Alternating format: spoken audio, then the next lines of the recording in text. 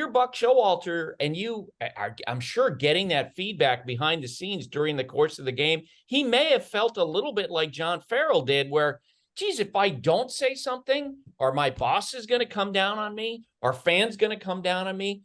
I know John Farrell felt like he almost had no choice. I wonder if that was the situation with Buck. I think so. Everyone at home, everyone on TV could see that. And if you can see it on TV and you can see it in the ballpark, it's almost an obligation to at least and go ask about it.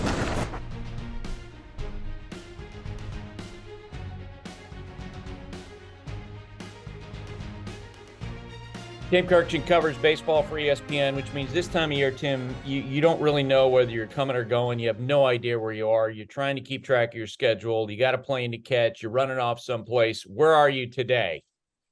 At the moment, I'm home, but just for a couple hours. And I'm going to Atlanta this afternoon to do the radio tomorrow with Carl Ravitch on the Braves against the Phillies. I just got back from Toronto.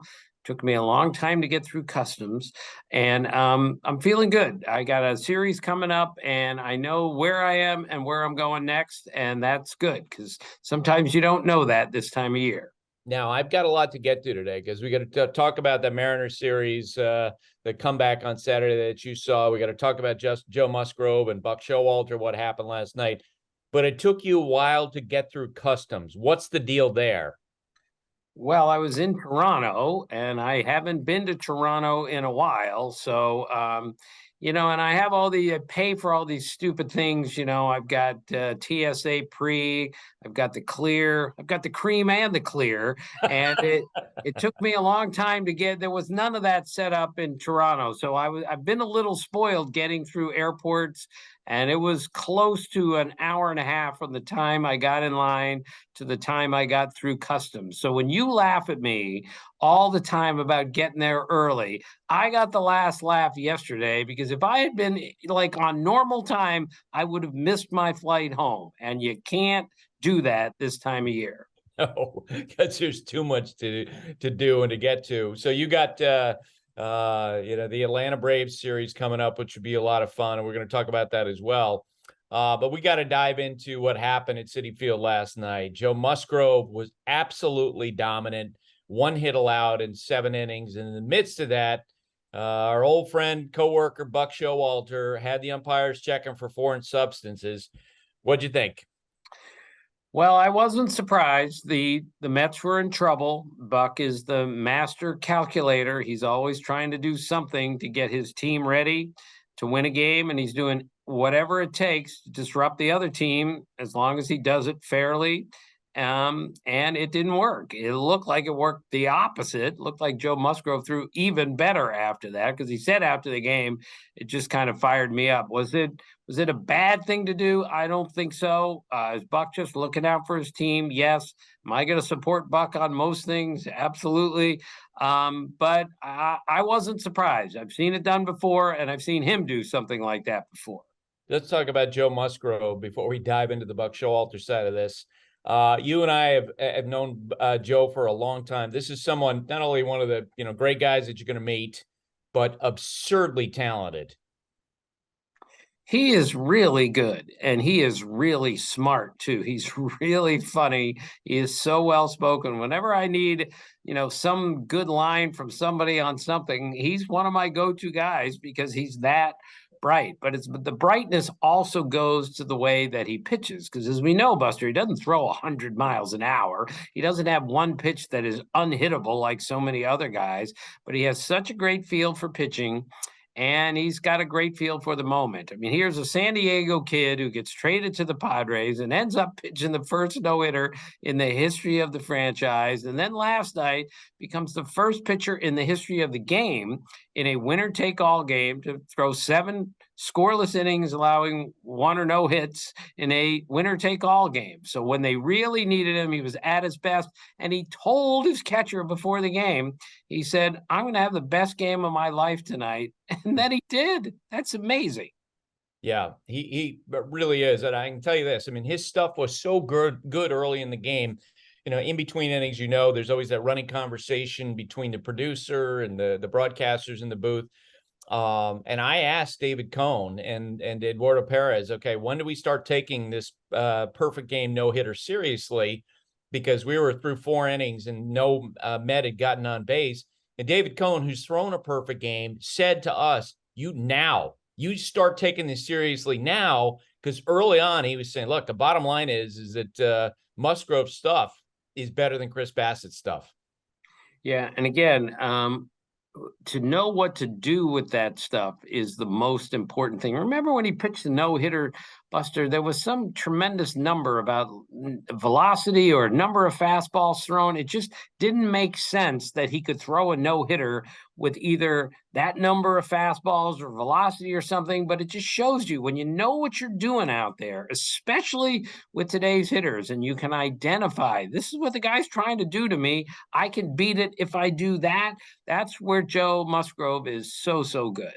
Yeah. So after the game, Gary Cohn, who, as you know, was just nominated for Baseball's Hall of Fame with the Broadcaster Award, was on the Mets post-game show and had this to say about what Buck Showalter did.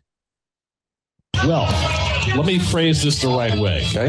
Buck Showalter is completely within his rights to ask the umpires to check a pitcher for foreign substances. It's up to the umpires then to decide whether it's an appropriate thing to do. I thought that, considering the circumstances, 4-0, 6th inning, season on the line, it smacked of desperation. And it was fairly embarrassing, I thought, for Buck to do that in that spot. It was not necessary. And as it turned out, Musgrove was not cheating. I think if you're going to pull a stunt like that, you better be right. And Buck wasn't right. So, Tim, I was just thinking about this last night. You remember that famous game in which Michael Pineda was pitching in Fenway Park, and our cameras on ESPN caught that gob of pine tar that was on his neck. And it got a lot of prominence out on the mound. It was a really cold night in Fenway Park. And John Farrell, the Red Sox manager, walked out and asked the umpires to check Pineda, and he was ejected. He was suspended. And the next day I talked to John about that, and he said, I didn't want to have him checked, but here's the situation. Everybody on TV saw this gob of stuff on his neck, and I'm in a position where I have to do it.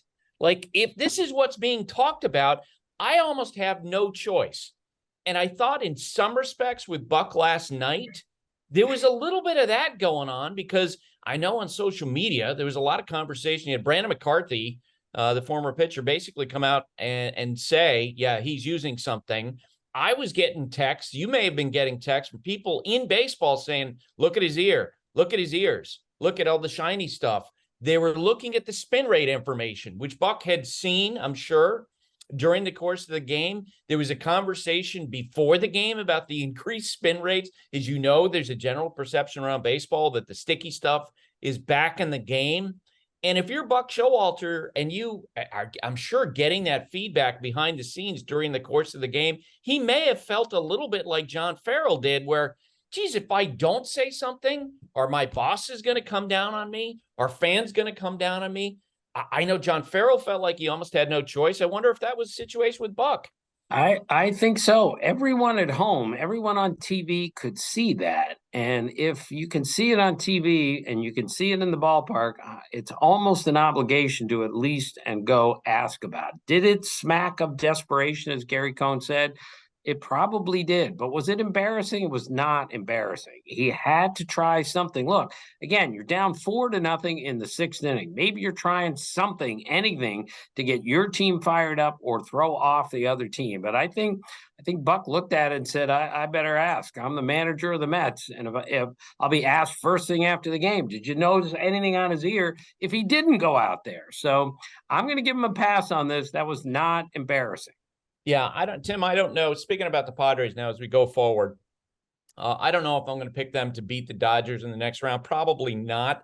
I would say there were a lot of things that I saw in the Padres over the last few days that made me think that they're more dangerous than maybe we would think after how the Dodgers have basically dominated them in big games over the last couple of years. One, their starting pitching is excellent. So I think in that regard, they can match up with the Dodgers. As we know, the Dodgers Bullpen's a little bit cracked, and there's a lot of issues. I don't think the Padres necessarily have a lot of depth in their bullpen. But I would say this. I think Manny Machado, assuming he's okay, we saw him kind of tweak his knee a little bit last night. He's playing at an incredibly high level right now. He's terrific. You're seeing Grisham have a great series. Josh Bell have a great series. Juan Soto, you get the feeling, is working his way back after that slow second half.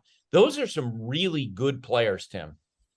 Yeah, look, I'm not going to pick them to beat the Dodgers, but you're right about all of this, but you're especially right about the starting pitching. When they get those guys in order with the way Blake Snell has thrown, he has been tremendous for his last 14 starts. His ERA is just over 2. Yu Darvish, we know, is still a dominant pitcher when he's right, and Joe Musgrove proved to everyone last night what he can do. And you got Josh Hader at the end. He's figured it out also. Remember, the Nationals basically won the World Series in 2019 because they had 3 starting pitchers who did most of the work, and their bullpen was great, especially at the end. That's the formula that the Padres have. But if they're going to beat the Dodgers, then Juan Soto has to be at his very, very best. And I'm starting to see signs that it looks like he's swinging the bat like the great hitter that we know he is. We hadn't seen much of that in San Diego, but we saw it against the Mets a couple times. All right. So this offseason is going to be a winter of change for the Mets because they have so many free agents.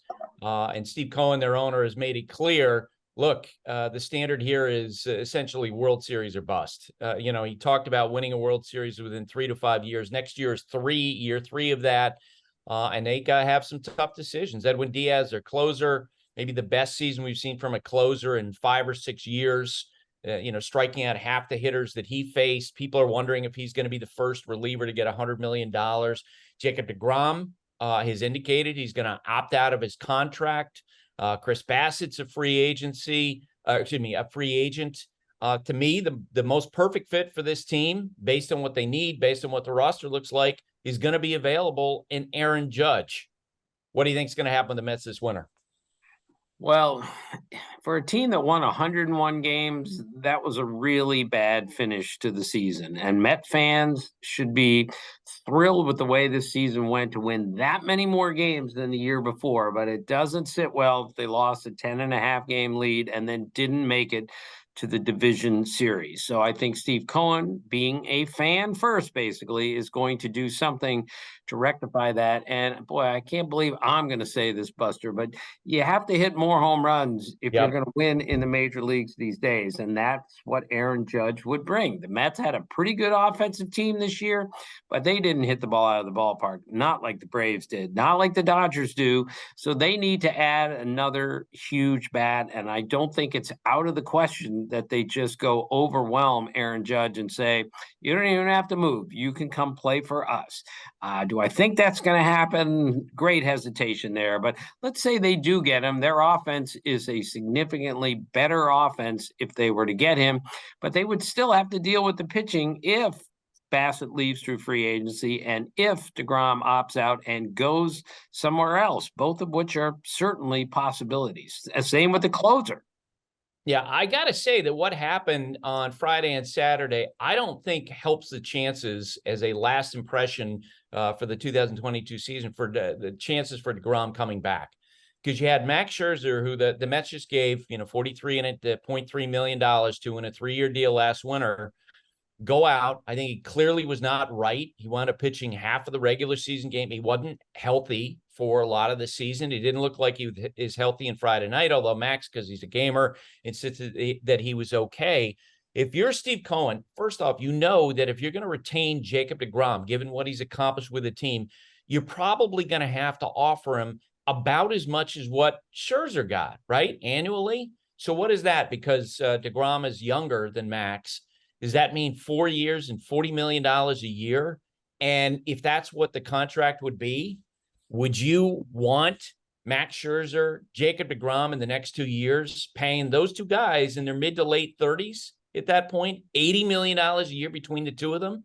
I just, after watching that on Friday where, Max was, clearly wasn't right, And DeGrom, in the middle of his start, suddenly it felt like he lost confidence in his fastball, and he wound up being a 6 innings outing. I don't know if Steve, the Mets front office, necessarily going to want to do that. Yeah, it's such a difficult decision now because when those guys are right and you can pair them up, they're still as good as any twosome in the game. But we saw at the end, Buster, neither one of them was right at the end of the season. And you said it about Scherzer's oblique. He's got to get that, really fixed in the offseason. And with DeGrom, as great as he was, his last few starts were not great. And there was always this wonder, is he okay? Is he going to be able to pitch on regular rest? Does he need an extra day? And if you're going to pay somebody $40 million a year for 3 years, I think you need a little bit more certainty than that. Yeah, which is why, investing in a position player like Aaron Judge would be perhaps the safer move. It's going to be interesting to see what they do this winter. All right, let's talk about some of the other series. Tell me about what you saw on Saturday with the Mariners in Toronto.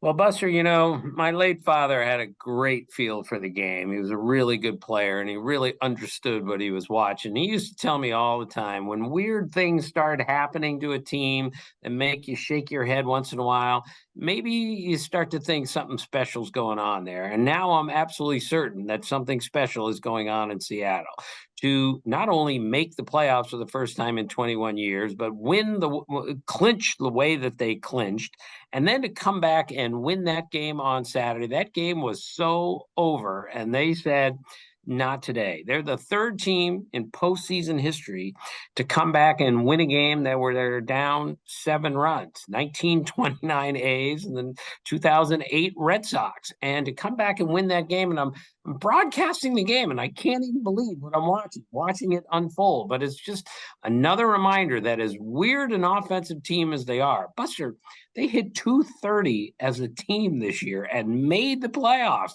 The only other team that's hit 230 and made the playoffs in a full season was the 1906 White Sox, who at 230 hit 7 homers the whole year and won the World Series.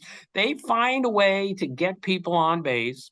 Cal Raleigh got some huge hits. That guy he's a folk hero in the making already in Seattle.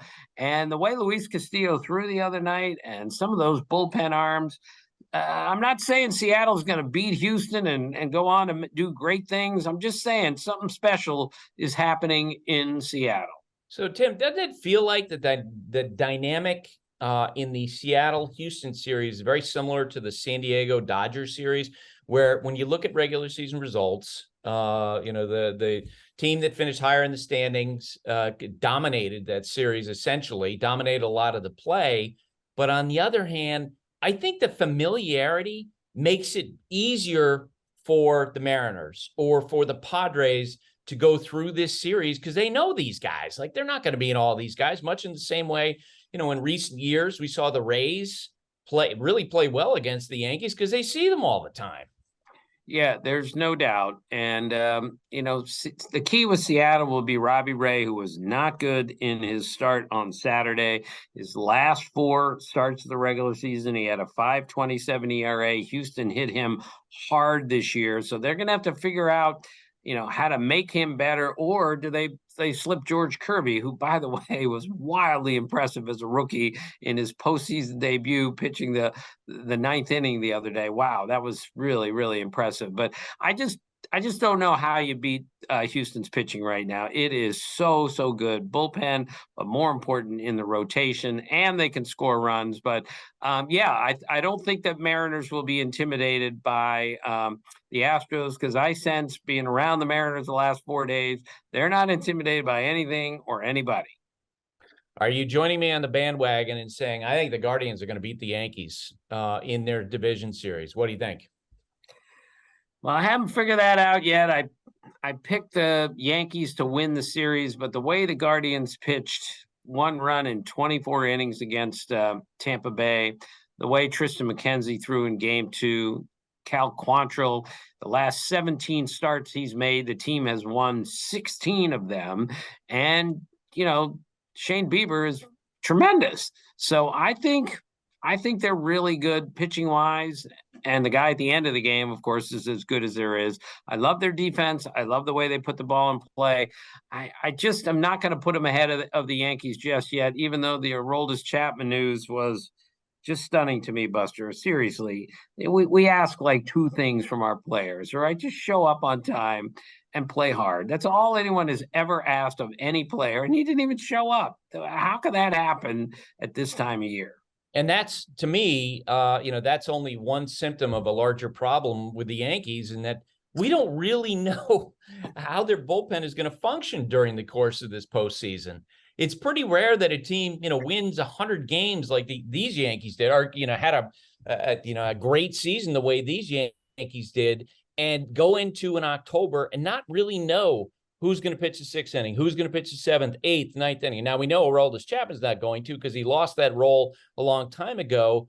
But part of the fraying of this group over the course of the season was, Chapman's regression, seeing Clay Holmes seemingly lose confidence in that fastball, being dropped out of the role. Jonathan Loaisiga threw the ball better at season's end, but in the middle, he was kind of uncertain. So it's not like he's looked at as being a lockdown guy. That bullpen for me, Tim, just too many question marks. Yeah, a lot of them. And this is where we don't do this anymore, Buster, but I would do it. I would go to those four starters who have a chance to be dominant in the postseason. And I would tell Cole and Cortez and Tyone and Severino, you guys are going an extra inning, every one of you, every night, maybe two. We're going to push you guys, because this is our only chance to get to and to win the World Series. Is we need more starting pitching because we have less of a bullpen. We'll see if they can respond, but we push our starting pitchers so seldom these days. I think this would be a good time to do that.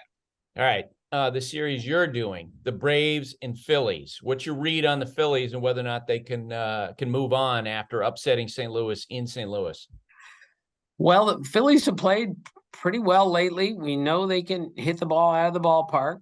We know their defense is suspect, and we know their bullpen has been suspect, but they're trying something new with Zach Eflin at the end. And, Alvarado has been ridiculously good all year. They're mixing and matching. So I gave them a chance against the Cardinals, even though I picked the Cardinals, but I just think they're running into a Braves team that is just too good right now. They're going to face Max Fried in game one, and without Nola and without Wheeler in game 1 and 2 lined up, I would have a different feel if Wheeler was pitching 1 and Nola 2. But this is why winning the division gives you such an enormous advantage, is you get to line up your pitching. Meanwhile, the two best pitchers on the Phillies neither one will be starting game 1. So that just gives the advantage to the Braves, who also hit the ball out of the ballpark better than any team in the National League. They know how to play this time of year. And if Spencer Strider is indeed going to be able to pitch in this series,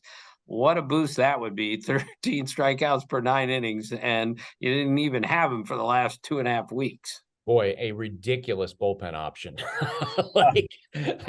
We saw him on opening night, right? We did, and Atlanta just coming out of the bullpen and just throwing rockets. I remember texting my son saying, "You need to pick this guy up for your fantasy team. He's crazy good." Right, and he was crazy good all season. So I have to pick the Braves here, but the first round always teaches us just be careful what you're doing, because it's the postseason and anything can happen in October. All right, before you go, Tim, the person coming on after you in the podcast is Sarah Langs. As you know, she announced on Twitter last week that she has ALS. When you saw the reaction to her, including when they put her name up on the scoreboard and saying that they support her, what was going through your heart? Well, as you know, my brother has ALS, so we've been dealing with this for a year and a half in our house. And when I heard the news about Sarah, it just tore me to pieces. She is one of the great people I've ever met. Her feel for the game and her love for the game is virtually unprecedented. Her understanding of what a good statistic is and what is important in the game is almost unmatched, certainly of any female I've ever met, but maybe any man I've ever met. She's so good at this and she cares so much. And I am heartbroken by this, but she is really strong. and I'm really impressed with how she's handled this so far. So I pray for her every night. Tim, the way that I described her last week in a couple places, that she's the first person that I've met who has a greater passion for baseball than you. And I know you'll take that in stride. Oh, I take that in stride, and I take that as a compliment. I love it when Sarah tweets, and the last line of most of her tweets are, "Baseball is the best." And there's nothing more accurate than that. And there's no better person to deliver that line than Sarah Langs. All right, Tim. Well, have fun down in Atlanta. I'll be watching. Okay. See you, Buster. Thank you for watching ESPN on YouTube. For live streaming sports and premium content, subscribe to ESPN+.